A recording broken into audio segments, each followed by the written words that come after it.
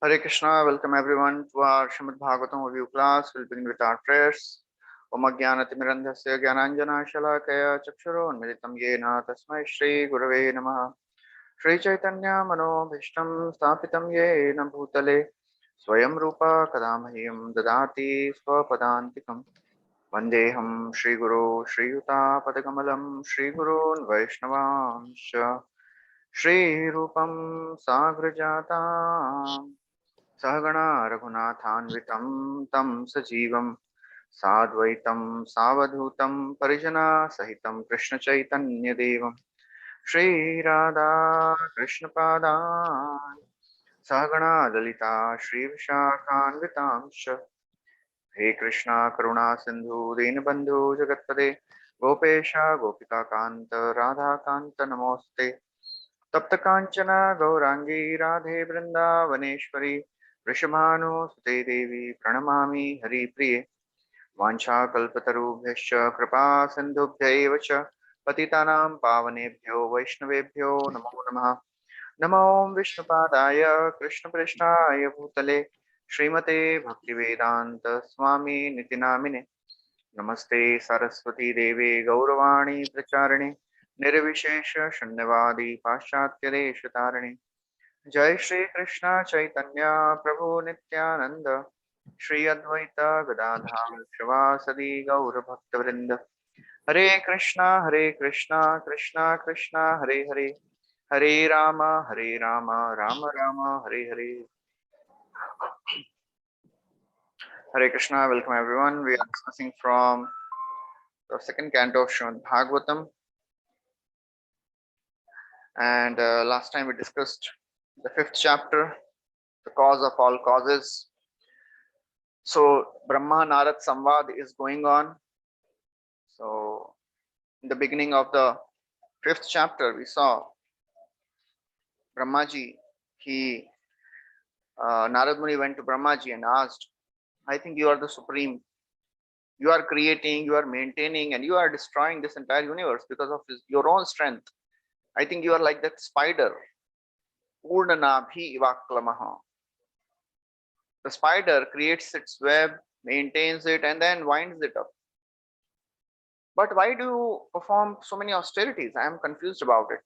So Brahmaji says, "Oh, you have shown me great mercy. Samyak karunika skedam vatsate vichikitsatam yadaham chodita saumya bhagavad virya darshane."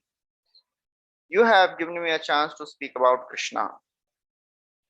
And then he describes that actually I just create what is already created by the Supreme Lord. Srijam srijami srishtoham. And then he goes on to describe in detail how Vasudev, the Supreme Lord, is the cause of everything. Whatever the ingredient which is required to make this universe is given by the Lord only. Dravya kala karmascha subhavo jivo evacha Vasudevo parvanyo na chanyo artho asti tattvataha. Everything is coming from Lord Vasudev. And Vasudev is ultimately the shelter of everything. He is a shelter of the entire universe. Vasudeva Paraveda, Vasudeva Paramaka, all those verses they come.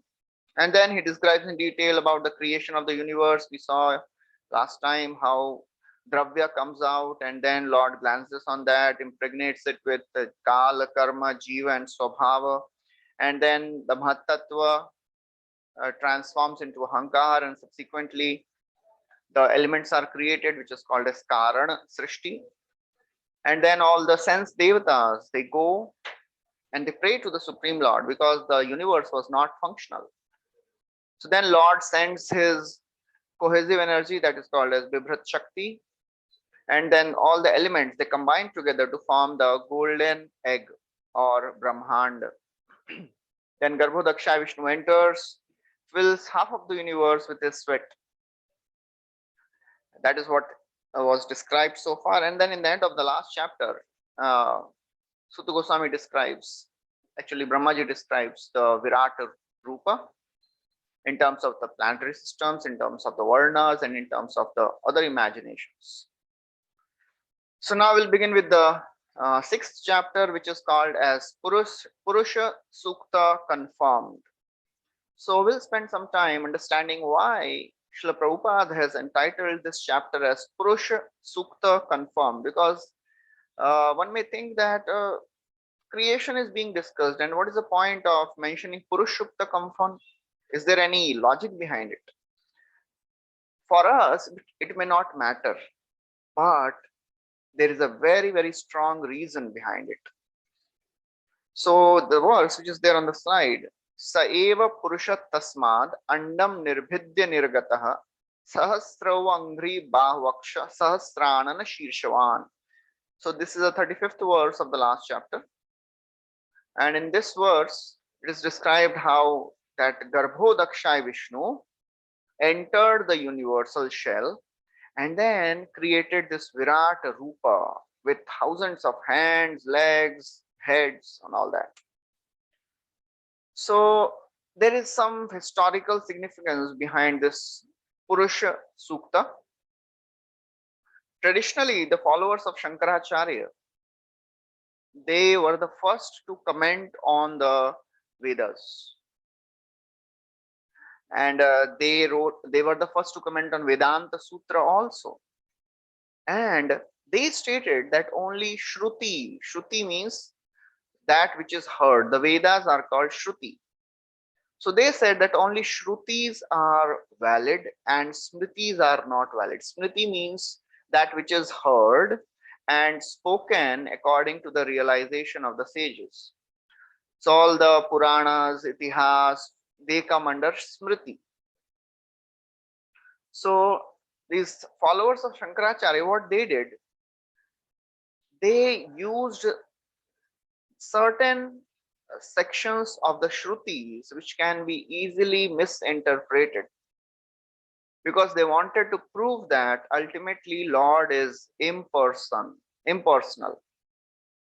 the Smritis, they were giving such direct and very obvious explanations that Lord is a person.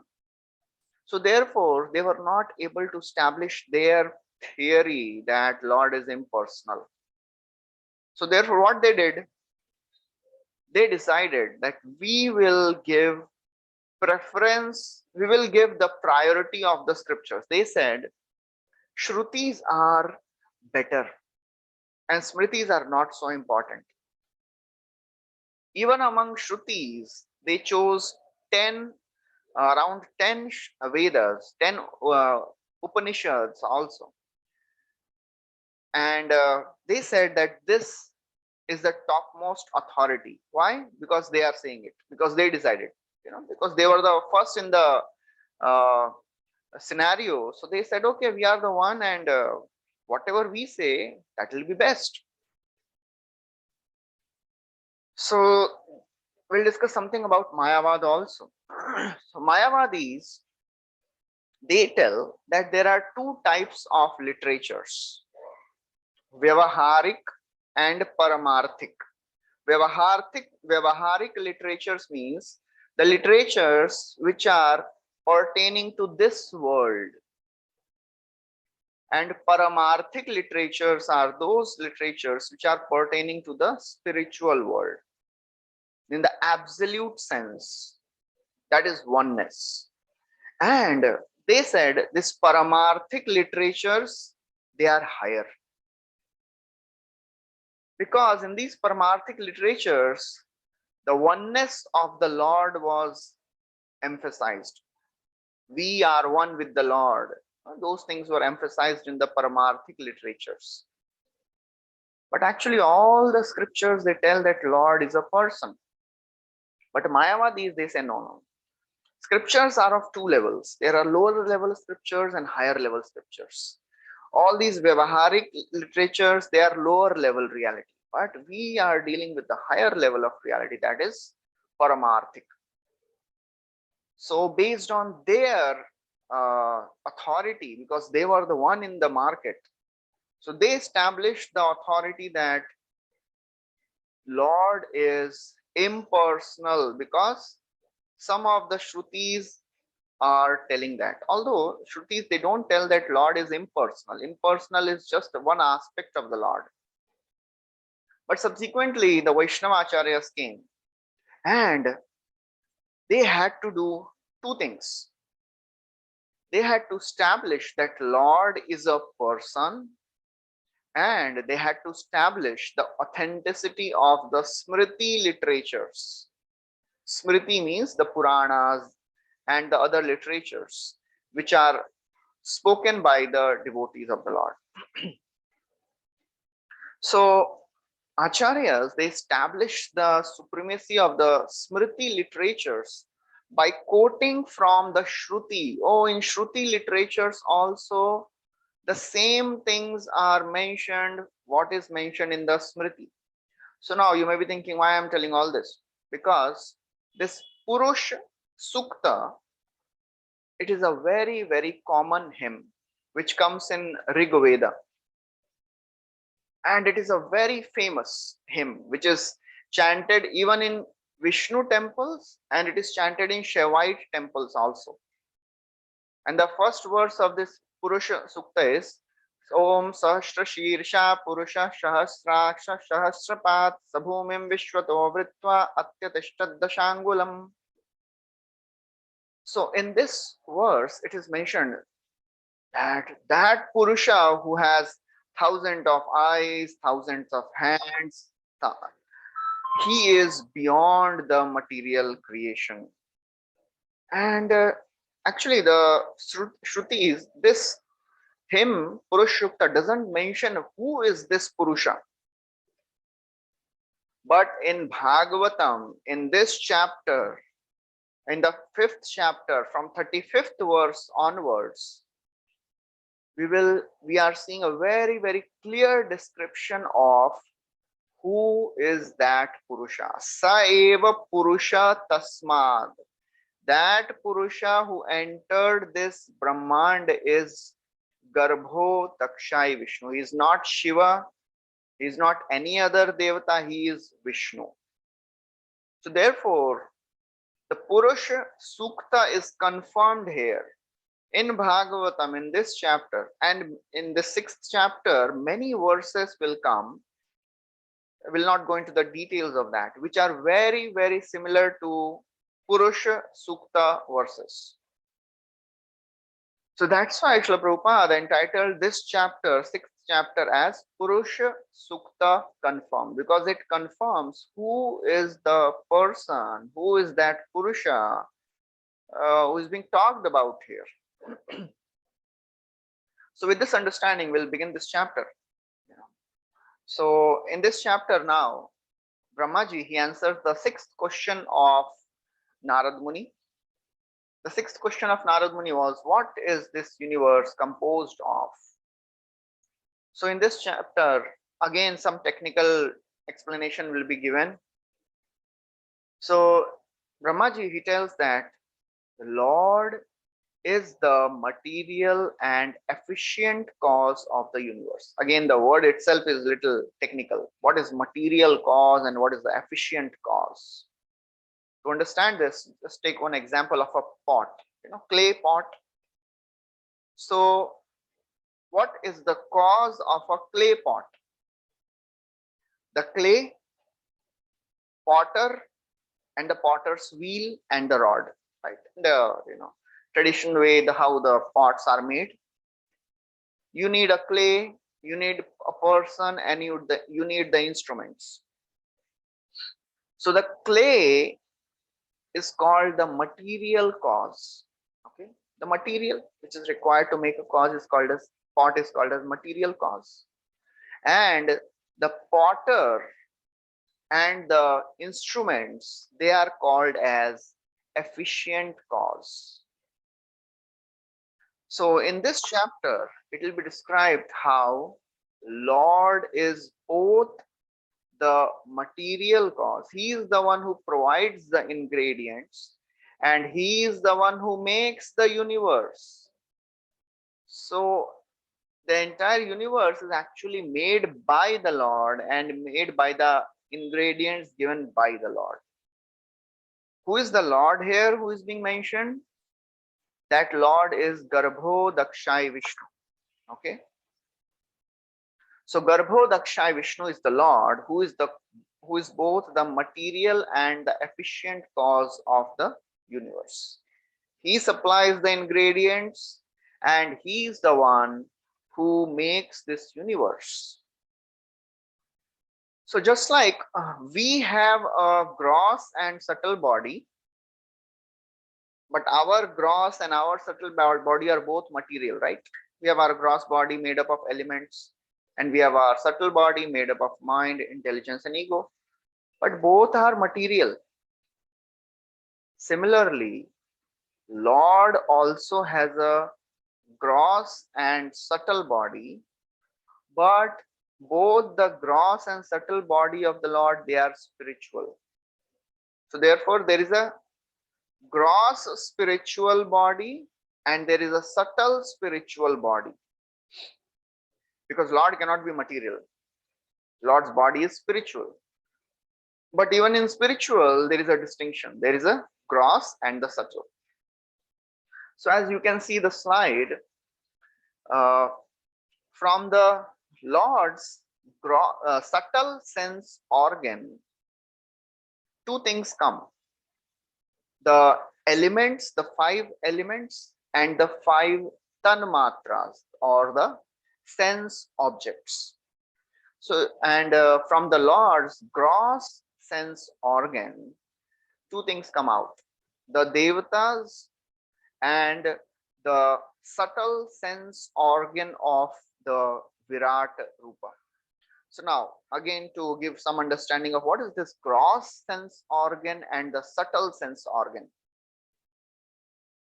Just like we have our eyes, that is a gross eye, which we can see, that is a gross sense organ.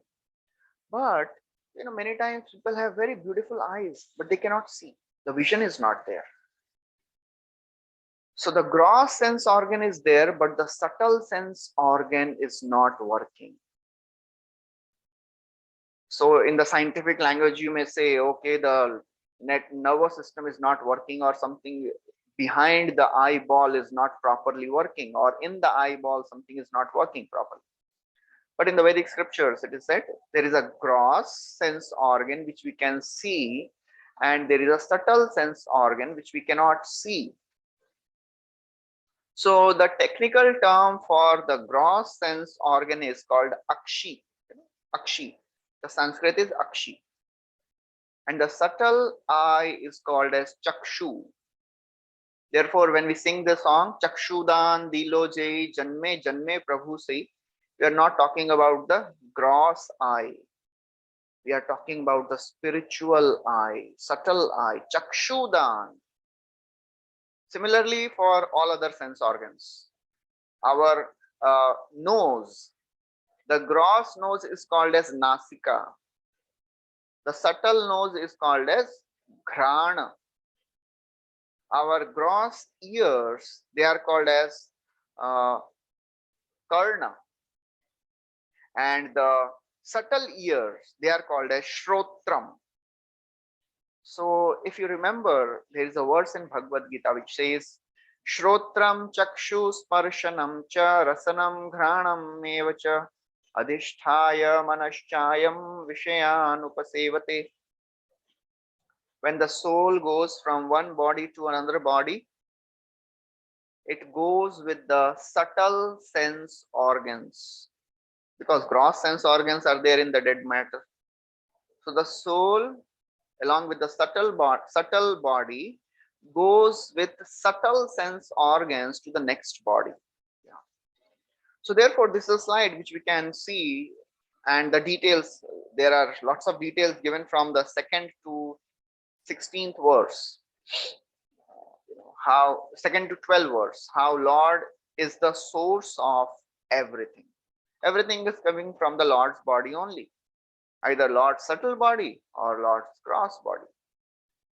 And then in the 13th verse, Brahmaji says, I, Brahma, Lord Shiva, and all the various living entities, 3-4 verses describe whatever varieties of living entities you are seeing in this universe, Gandharvas, Yakshas, Rakshasas, Daityas, Nagas, everything.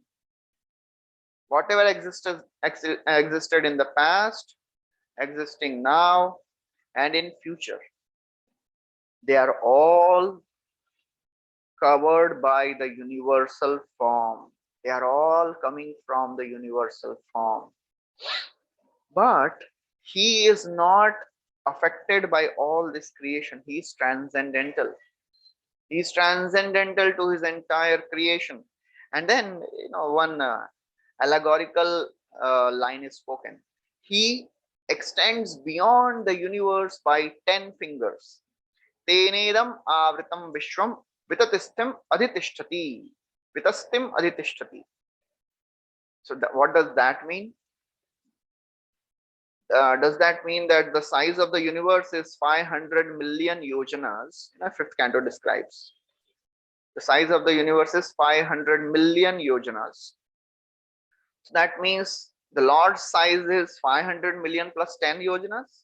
No, it is not like that. It is a figurative way of telling that Lord is transcendental to this material creation. Lord is not affected by anything of this material creation. So therefore, the exact verse comes in Purusha Sukta also. Sabhumim vishwato vritva atyatishtat dashangulam. The same verse, just like in this verse it is said, Tenedam avritam viswam vitastim adhitishtati. The Lord extends 10 fingers beyond the material universe. The exact verse as Purusha Sukta. Prabhupada writes in the purport there. Sabhumim sarvata sprishtva atyatishtat dashangulam. So this is a figurative way of telling that Lord is transcendental. Who is that Lord? That Lord is Garbhodakshay Vishnu. That Lord is not Shiva. That is not Indra, not any other Devata. So then after describing this, Brahmaji tells, actually, Supreme Lord is not just the controller of the material universe. He is the controller of the spiritual universe also. And therefore, O Narad Muni, it is very, very difficult to measure the glories of the Lord. Lord's glories are unlimited. Srila Prabhupada writes in the purport that in Chaitanya Charitamrita it is described that the total cosmos, full of millions of universes, unlimited universes, they are like the mustard bucket full of mustard seeds. Every universe is like a mustard seed in front of the Lord. And the Supreme Lord is the controller of all the material universes, but is not just the controller of material universe, he is the controller of spiritual world also. Padeshu sarva bhutani pumsha sthiti pado viduhu amritam shemam abhayam trimurdhno adhai murdhasu. What is that spiritual world? That spiritual world is 3/4 of the material world. That is again, a figurative way of telling. 3/4 means that is, much, much greater than the material universe. 3/4.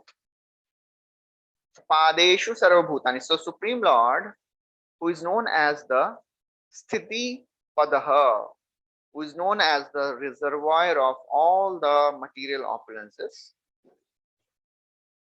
that Supreme Lord, by just his 1/4 Padeshu, Padeshu means the 1/4, only 1/4 of his energy creates this entire material universe.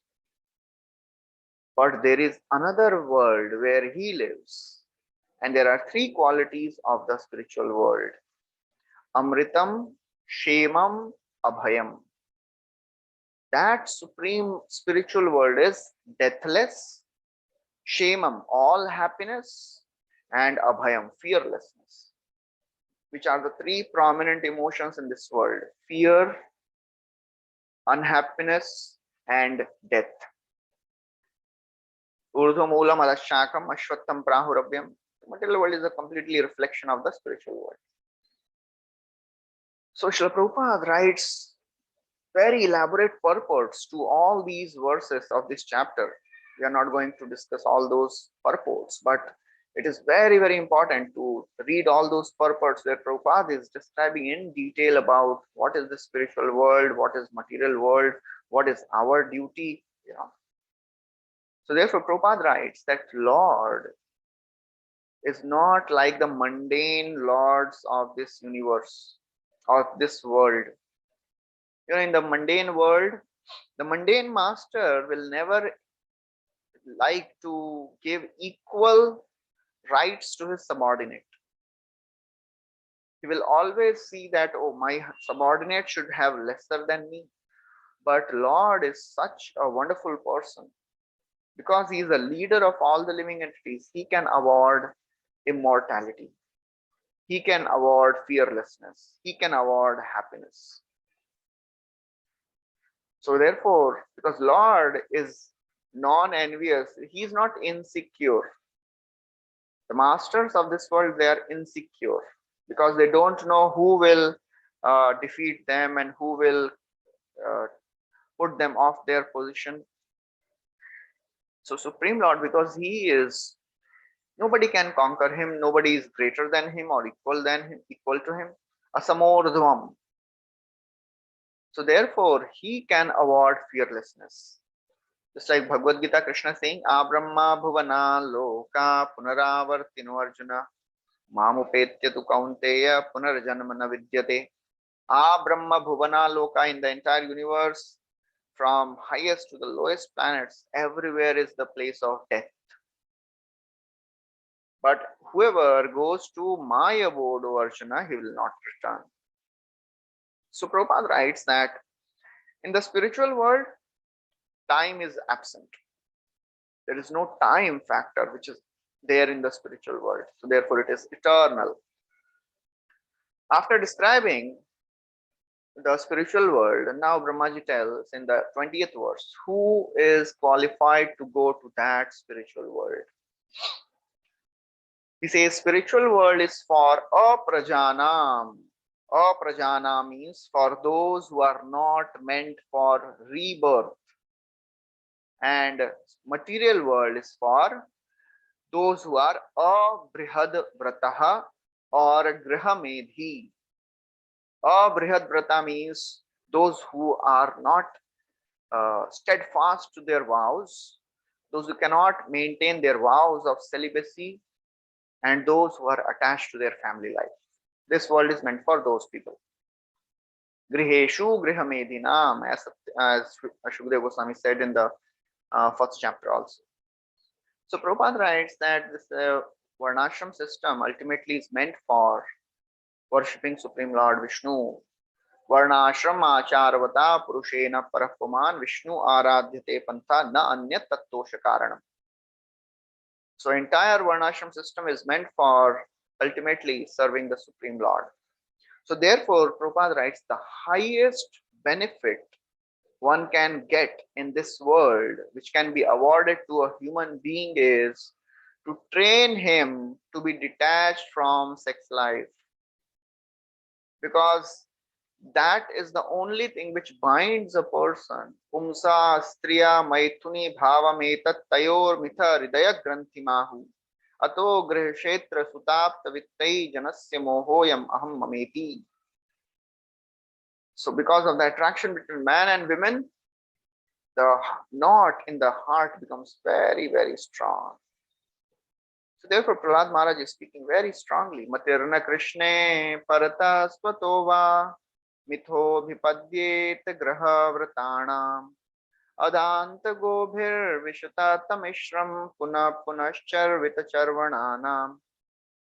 Oh my father, those people who have their minds attached to their houses, to families, graha vrata, they have taken a vow of being attached to their family. Graha vratana, that is called as abrihad vrata.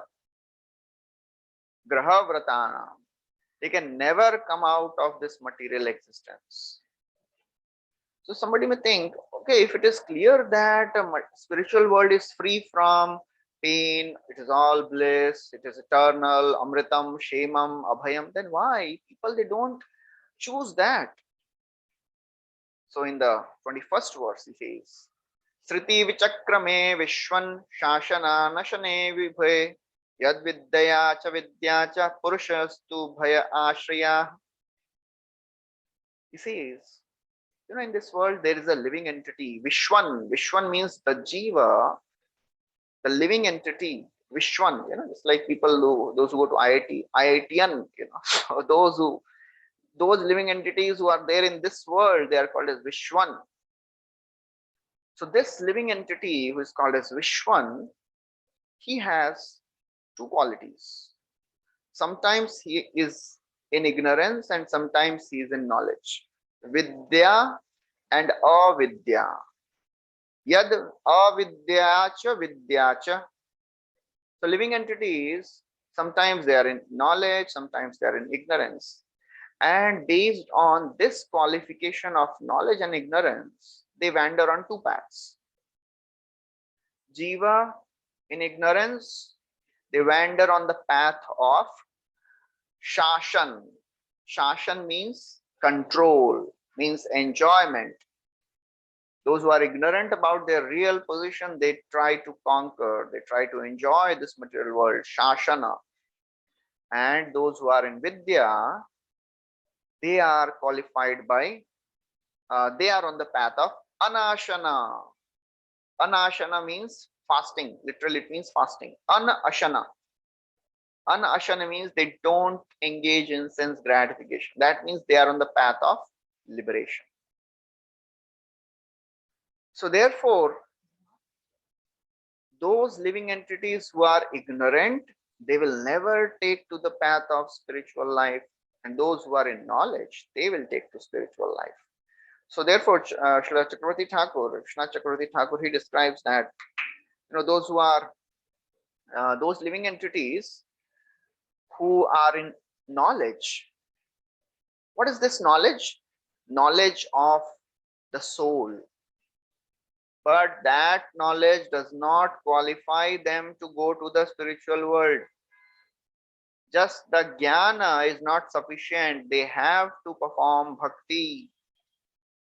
Only by bhakti one can go to the spiritual world. Bhaktyaham ekaya grahyaha. Only by bhakti one can understand me. So Srila Prabhupada in the purport focuses in detail on what is vidya and what is avidya. He says, even with avidya, what is avidya? Dharma, artha, kama and moksha. They are all avidya. Even moksha is avidya. Because moksha takes one away from the chance of serving Krishna. Therefore, it is avidya. And what is vidya? Vidya means devotional service, bhakti. So Prabhupada does not go into the details of what is Atma Gyan and what is Ishvara Gyan. He just very clearly tells Vidya means bhakti, that is devotion. So therefore, those who want to lord it over the material nature, they are there in this material world. And those who are practicing bhakti, they go to the spiritual world. And therefore, these souls, they are ignorant. Those who are in this material world, they are ignorant. And then in the 22nd verse says, actually Lord, he creates and maintains this entire universe, but he is aloof from it, just like a sun. Sun can evaporate water from even a filthy place, but sun is not affected. Sun does not start smelling when he evaporates water from stool and urine. Oh, sun is completely unaffected.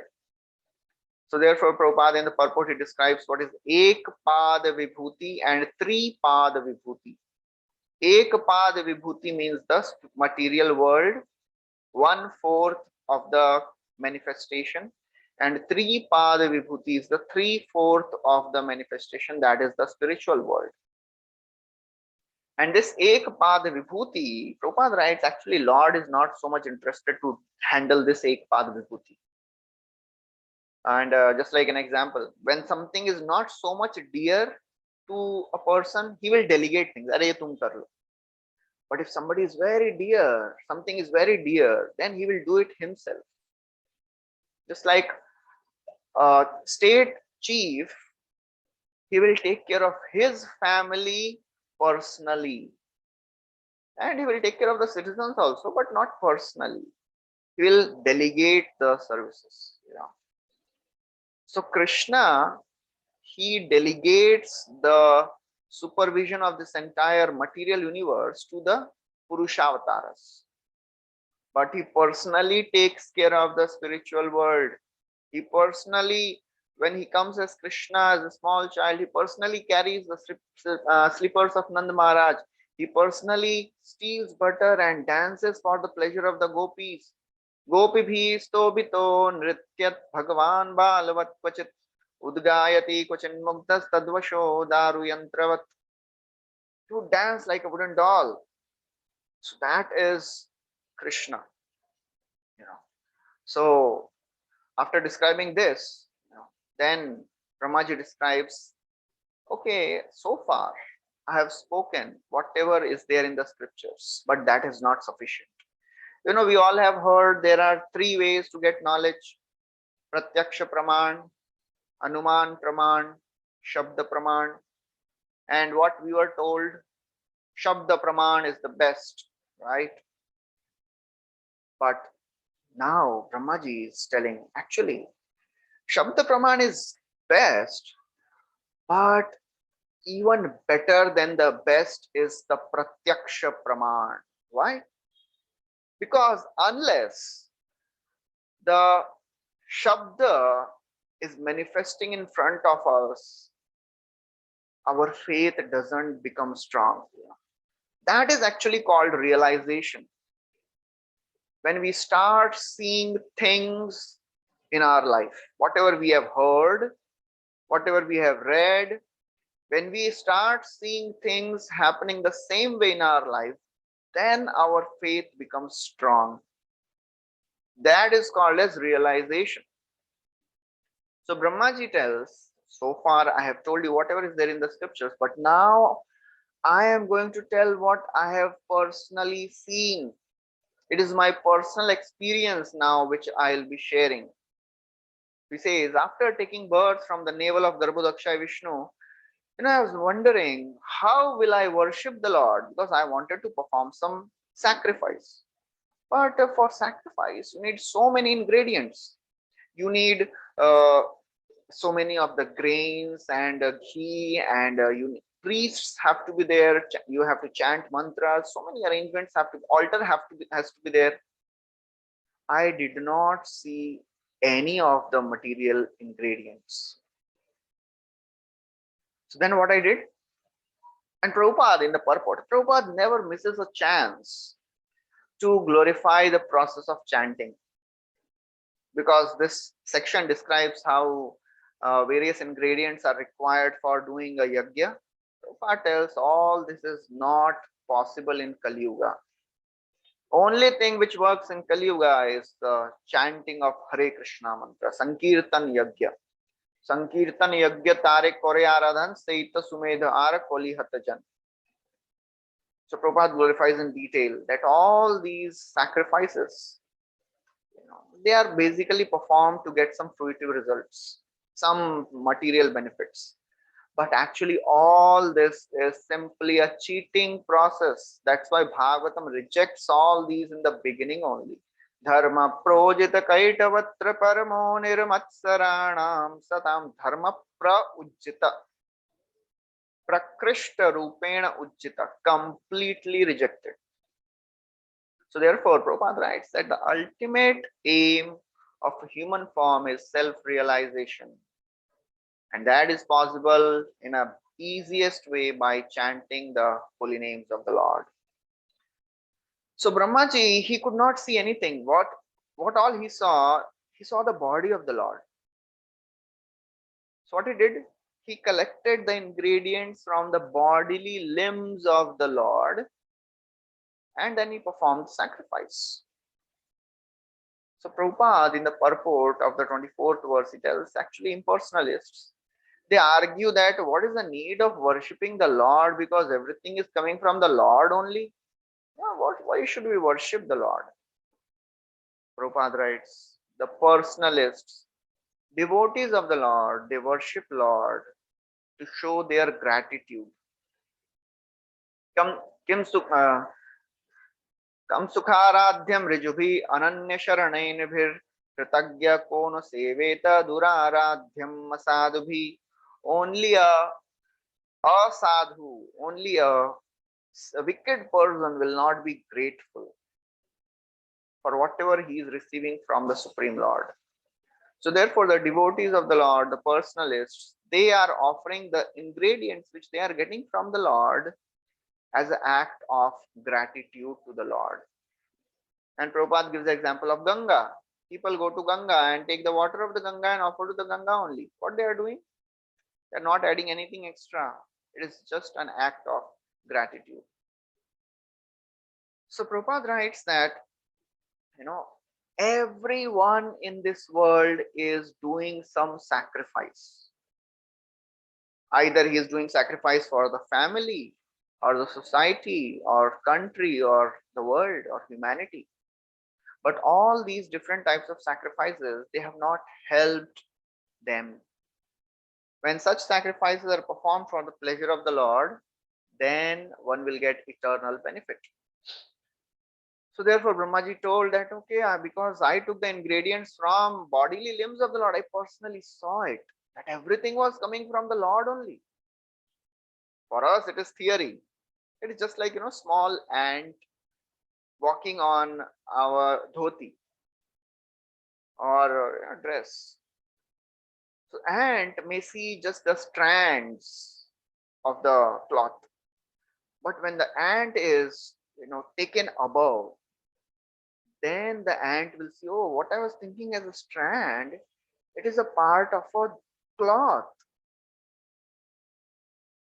So Brahmaji could see that whatever ingredients I am getting, it is all a part of the Lord's body, because it is everything is coming from the Lord's body only. So therefore Brahmaji said, after this, after I performed sacrifice, your brothers, Prajapatis, then Manus, the sages and everyone else, they collected the ingredients and they also performed the sacrifice. So after this, Brahmaji, he summarizes the answers to the questions of Narad Muni by telling that you have asked what is the shelter of the entire universe? Yad adhishthanam. Narayan is the shelter of the whole universe. Yad adhishthanam. And you asked about Yat Param, on whom this universe is dependent. This universe is dependent on Lord only, because I get my power from the Lord. Lord Shiva get power from the Lord. I create and Lord Shiva destroys only by his power, nothing else. So therefore, there is nothing apart from the Supreme Lord who is existing. Everything, all the cause and effect. That was the question. Lord is the material and the efficient cause of the universe. So whatever we see in this world, everything is coming from the Lord only. So Narad Muni may ask, why should I believe your words? So Brahmaji speaks very, very powerful verse. न भारती में अंग मृषोपलक्षते न वै क्वचिन में मनसो मृषा गति न मे ऋषिकाणि पतन्त्य सत्पथे यन्मे हृदौत्कण्ठ्यवता धृतो हरिः. So this 34th verse gives the power of devotional service. What is actually devotional service and what can we receive by practicing bhakti? He says, Yanmay Ridautkantyavata, because I have caught hold of the lotus feet of the Lord with great zeal, I am experiencing three effects in my life. Na bharati me anga mrishopalakshate. My words, they have never proved to be false. Whatever I say comes true. Na vai kvachin me manaso mrishagati. The progress of my mind has never deterred. Na me rishikani patantya satpathe. My senses, they never go towards sense gratification. They never degrade to temporary material attachment. That is the power, that is the result which we can experience by practicing bhakti. Our senses, which are always getting attracted to sense objects, if we catch hold of the lotus feet of the Lord with great zeal, if we practice intense devotional service, then our senses will naturally be attracted to Krishna's lotus feet. And even if in our conditioned state, our senses, they are attracted to sense objects, there is nothing to worry. Just continue practicing devotional service. We don't have to worry about, oh, why I am getting disturbed, still I am having all those thoughts, still I am getting bewildered, still I am getting attracted to sense objects. No taste for chanting, no taste for hearing, no problem. That is not our job to think when will that day be mine. Our job is, am I chanting, am I practicing, am I giving my full effort? So that is the only thing which is in our hand. During chanting, during reading, during preaching, during serving, am I giving my best? And if we continue in this consciousness, then these three things will surely come in life. So Prabhupada writes that the followers of Vedic wisdom, they accept the words of Brahmaji as the gospel truth. The gospel truth is a Christian language, biblical language, gospel truth. So he says, Prabhupada writes, Brahmaji is always correct to the letter. He never speaks anything wrong because he's the greatest devotee. He's such a great devotee and he has caught hold of the lotus feet of the Lord with great zeal. Therefore, he never does anything wrong. And then Prabhupada writes, anyone who is earnestly sincere and serious in heart and he is in touch with the Supreme Lord, he will also experience these effects. There is one sannyasi, Bhakti Dhir Damodar Maharaj in Africa, the disciple of Bhakti Tirth Maharaj. He is so very powerful that even in terms of the mundane things, when he speaks, something comes true. One time there was no rain and many people, they were getting disturbed. They came to Maharaj, all the Africans, local Africans. And Maharaj said, okay, rains will come in some time for sure. And the rain came. And in this way, people, they're developing faith in him and they are actually practicing Krishna consciousness also. So that is the power of catching hold of the lotus feet of the Lord with great zeal. Therefore, Krishna says, Kaunteya pratijanihi name bhakta pranashyati. Prabhupada writes in the purport, so my devotee will never get destroyed. So therefore, devotees' senses, they will never go towards sense objects if we try to keep Krishna's lotus feet in our heart. And then he says, although, who I am? Soham samamnaya maya tapomaya prajapatinam abhivandita pati asthaya yogam nipunam samahita tam nadhyagacham yada atma sambhavaha. He says, I am Soham Samamnaya Maya.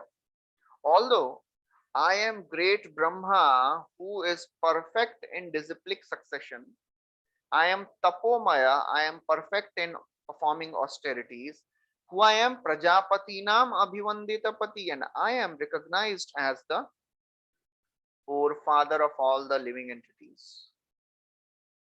And I am perfect in mystic arts. Adsthaya yoga nipunam. I am expert in yoga and I am expert in mysticism. But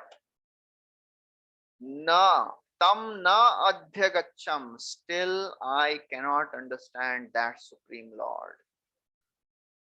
Nobody can understand the Supreme Lord with his own powers. With all these qualifications, I cannot understand the Lord. So somebody may say, oh, Brahmaji is speaking so proudly. No, he's not speaking out of pride. He's just telling the facts so that in whatever Brahmaji is going to tell, people may believe, okay, he is so powerful, so we should believe his words.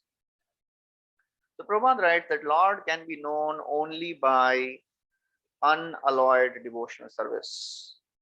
Brahma bhuta prasannatma na shochati na kankshati samastarveshu bhuteshu madbhaktim labhate param. Only by devotional service one can understand me. Bhaktyamam vijanati.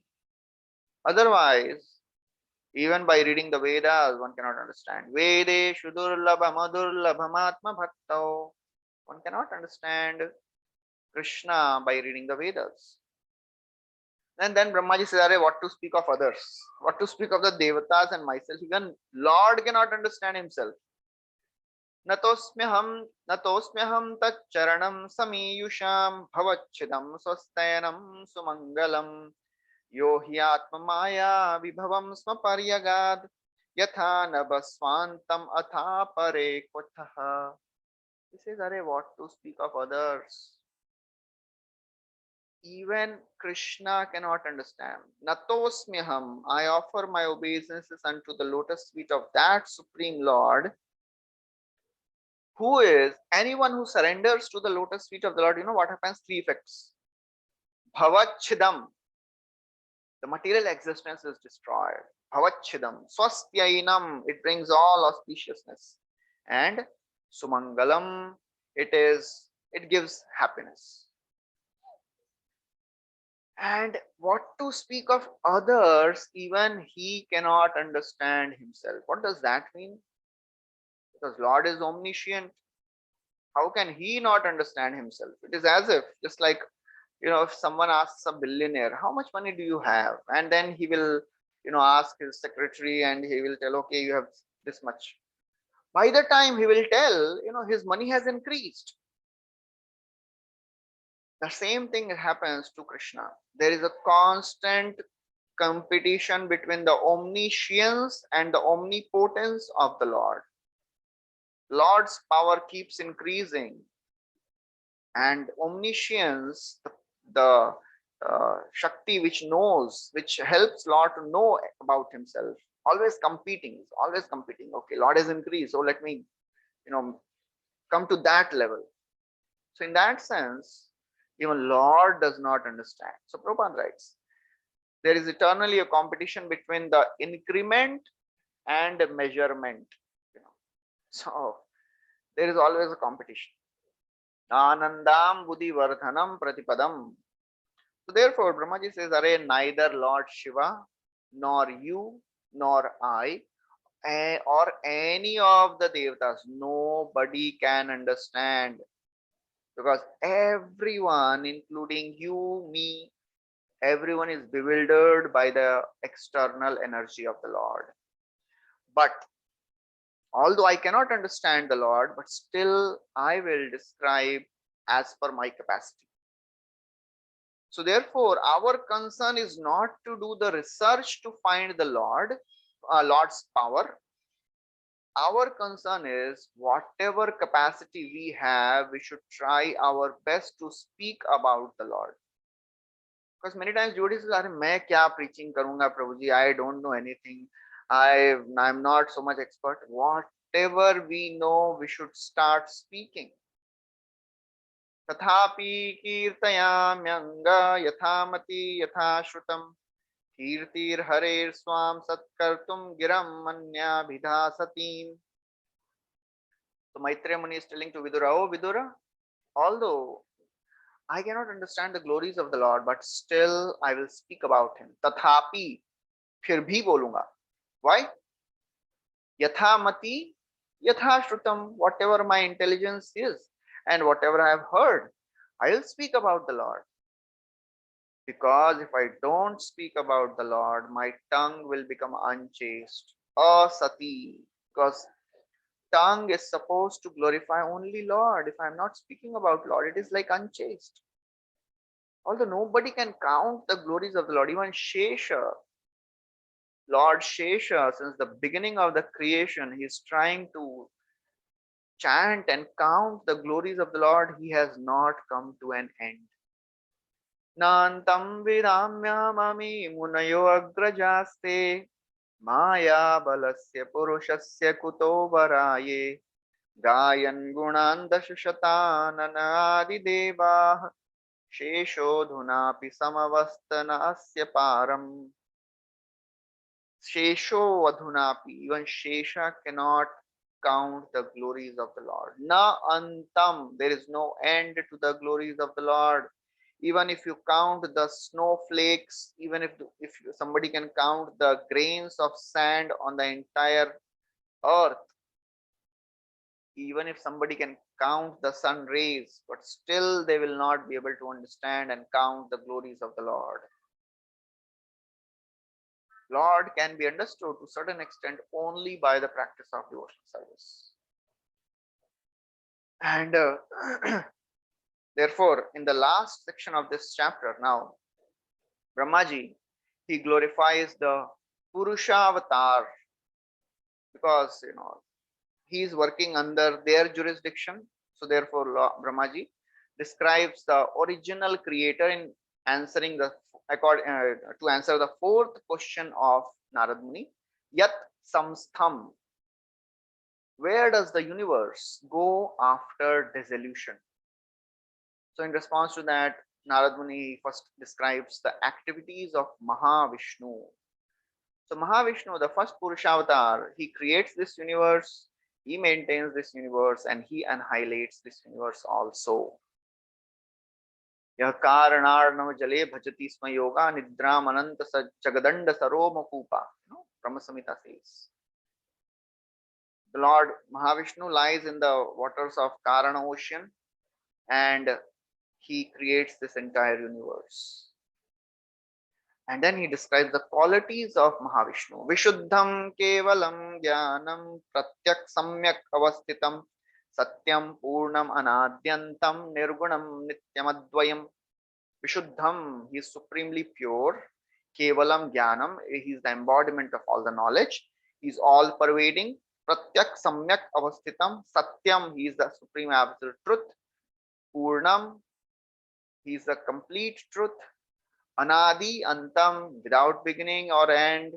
Nirgunam, no material qualities. He is advayam. There is no rival existing for the Supreme Lord. How to know him? How to know the Supreme Lord? Rishe vidanti munayaha prashantatmendriyashayah yada tat eva sattarkai tirodhyete viplutam.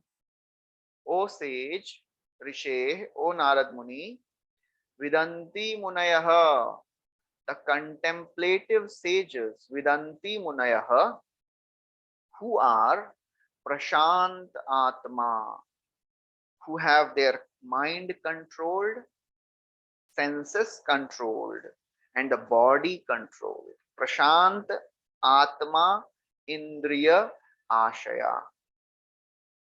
Those people who have controlled their mind, senses, and body, they can see the Lord. They can know the Lord. Others do not. If one tries to know Krishna by their personal intelligence, they cannot understand. Logic cannot make one understand the Lord. Shushk tark kholi khaite janma gela yar tare lilamrit piyao ei kripa tomar. So Gopinath Acharya is telling to Chaitanya Mahaprabhu, when Mahaprabhu he saw that Sarvam Bhattacharya was an old man and he was in ecstasy playing like kids in water, in Ganga. So Mahaprabhu told him, these are old sannyasis and old, very elderly people. Just tell them to behave properly.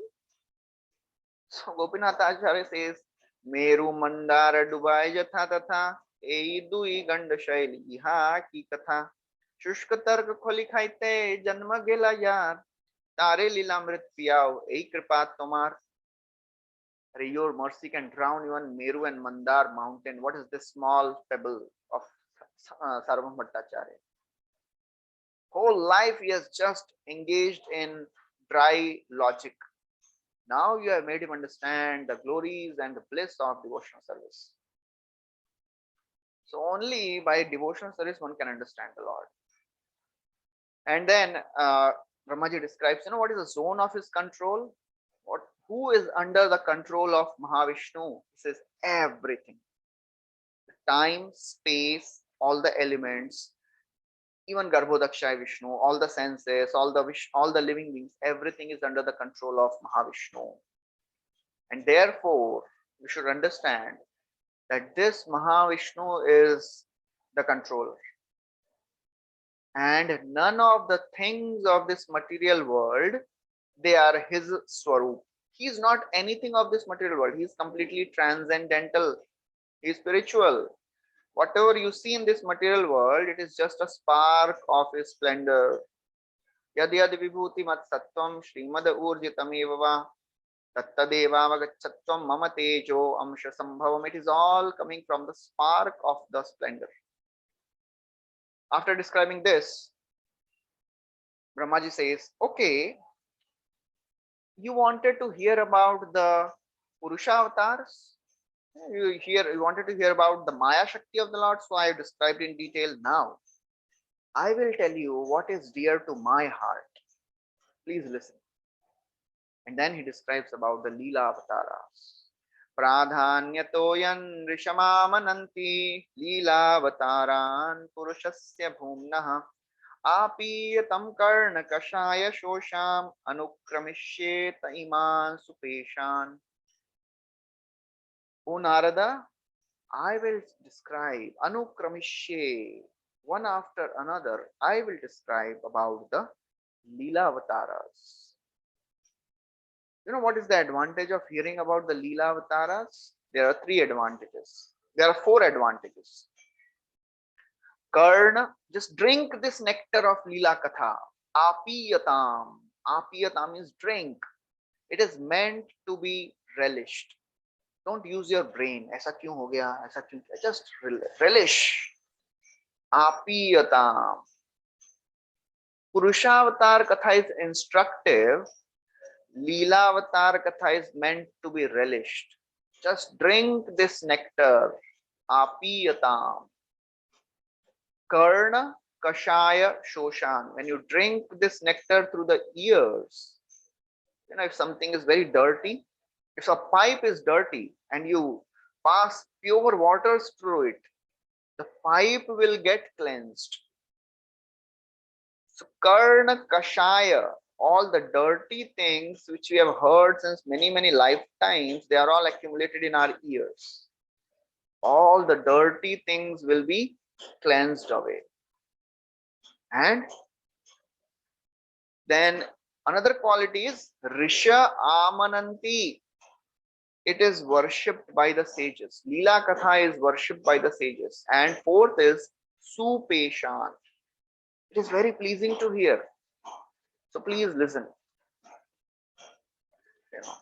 Bhagavatam describes Ko nama loke purushartha saravit Pura kathanam bhagavat katha sudham Apiya karna anjalibhir bahapaham Aho virajyeta vina naretaram. Who will give up hearing Hari Katha unless he is an animal? Vina naretaram. Ko nama loke. Who in this world will not hear? Drink this nectar. Apiya karnanjali. Make your ears as the anjali, as the hands, and drink this nectar of Harikatha through the ears. Anyone who is not hearing, he is like an animal. So with this, he ends this chapter. So we'll stop here. Thank you very much. Hare Krishna. Srila Prabhupada ki jai. Granthra Srimad Bhagavatam ki jai. Anyone has any questions?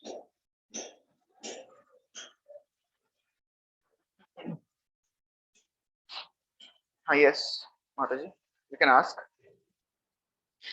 Yeah, Prabhuji. Okay, yes. Please carry on. Haribol, yes, I can hear you, Mataji. Please tell.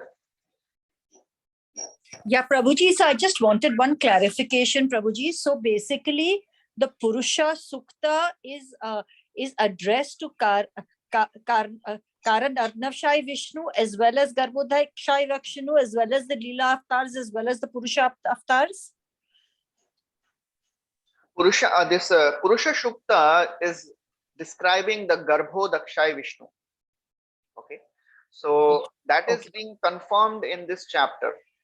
Purusha Sukta is confirmed because in that, the Purusha Sukta says Om Sahasra Shirsa Purusha Sahasraksha Sahasrapad. That Purusha who manifested as the thousand-handed, thousand-eyed, that is actually talking about the Virat Rupa. So Virat Rupa comes from whom?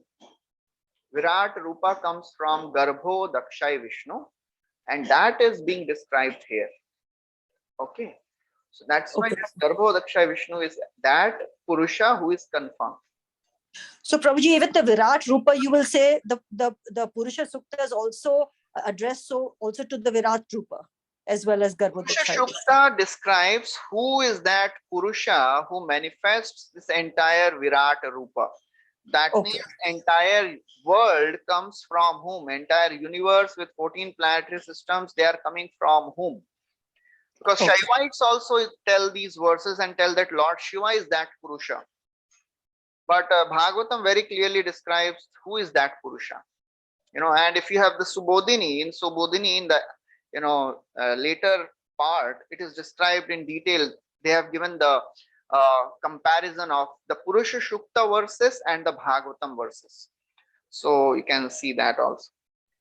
Asha Mataji has some question, I think. Thank you, Prabhuji. Hare Krishna. Hare Krishna, Prabhuji. Yeah, Hare Krishna. Yeah, Prabhuji, it's less of a question and Yes, Mataji, please. more of a thinking and kind of a session. I got a little scared. You mentioned was Ekpadi in Tripadi, and we were falling in the category of Ekpadi, it seems. And over there, it's been mentioned. Your voice is breaking. It's been described. Now is it audible, Prabhuji? Not so clear. Hare Krishna. Yeah. One sec. Now am I audible, Prabhuji? Yes. Yeah. So, I mean, I was just, it's not any question as such. It is kind of a thinking aloud that after today's session, I felt a little kind of a scary as such, not scary as such. I mean, as you mentioned that Ekpadi and Tripadi kind of a situation where we stand in the category of Ekpadi. And Lord, it's been written that Lord is not much inclined towards Ekpadi, and he has so much creation. He is so much he's not even in material world also. Like we are, he's into spiritual world. We are in material world. So many universes are there. He is not inclined also. We are having so much anarthas also. So, and more anartha, more material world we are into, more Maya has engulfed us. I mean, I just wonder what chance we stand towards forget even attaining Lord. What if we are calling him out also? I mean, I'm sure he would hear, but we are just not even kind of a seed of a mustard in the whole sack. So what chance we are standing of him, even listening to us, forget attaining, to him. That's what I mean. It's kind of a little scary situation for me. I mean, so much, even if we do. Understood, Mataji. Basically, when I said that Lord is not so much inclined, that's why he delegates. That means he is not so inclined seeing people who are interested in material sense gratification. But anyone who takes little interest in Krishna consciousness, Lord becomes supremely interested. So much so that he comes himself. He comes as deities, he comes as avatar, he comes as devotees, he comes as scriptures. Why? Because he's supremely interested to take us back to the spiritual world. And that is the reason, one of the questions, if you remember, that the 6 questions in the beginning of the first canto, one of the questions was of the sages, why Krishna appears in this world from the womb of Devaki?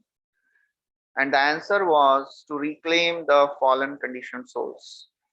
Krishna is supremely interested to take us back to the spiritual world. That is our hope. Otherwise, it is not possible for us to go on our own.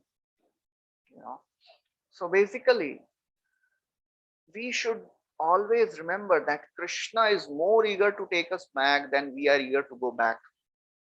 महारौरवहिते कोरिले तोमार उद्धार कृपार समुद्र कृष्ण गंभीर अपार.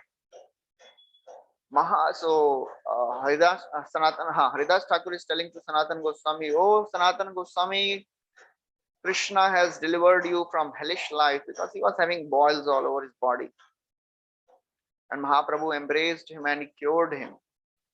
So Sanatan Goswami, Haridas Thakur is telling, Krishna has liberated you from hellish life, and he says, Kripar Samudra Krishna Gambhir Apar.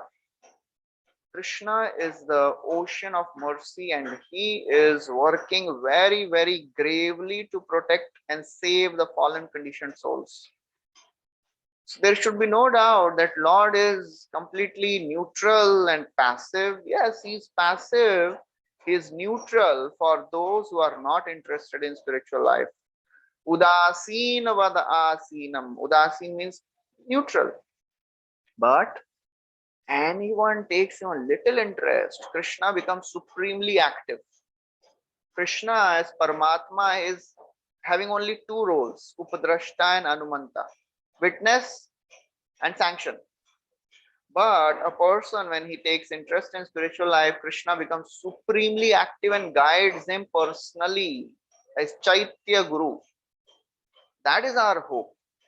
It is not that Krishna has left all of us and we are just wandering and wandering in darkness of this material world. Krishna keeps sending his devotees. He keeps sending shastras. He comes himself, performs so many pastimes so that we can discuss about those pastimes and we can get liberated. We can go back.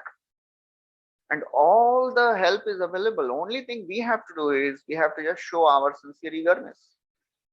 For sure, Krishna is helping us more than what we deserve. And that's why Chaitanya Mahaprabhu has come. He has come to give the highest to the lowest. Then what more is remaining? Anybody can say that, oh, Krishna is not doing anything. No, he is doing everything.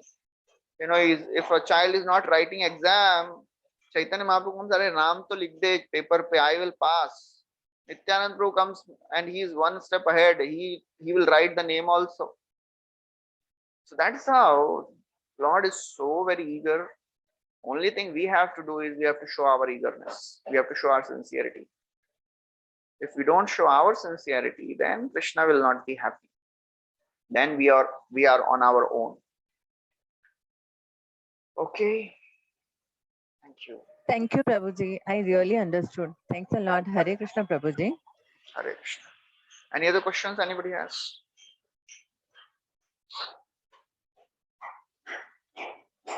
Okay, so there are no questions, so we'll end here. Thank you very much. Hare Krishna, Srila Prabhupada ki jai. Hare Krishna, Prabhuji. Hare Krishna.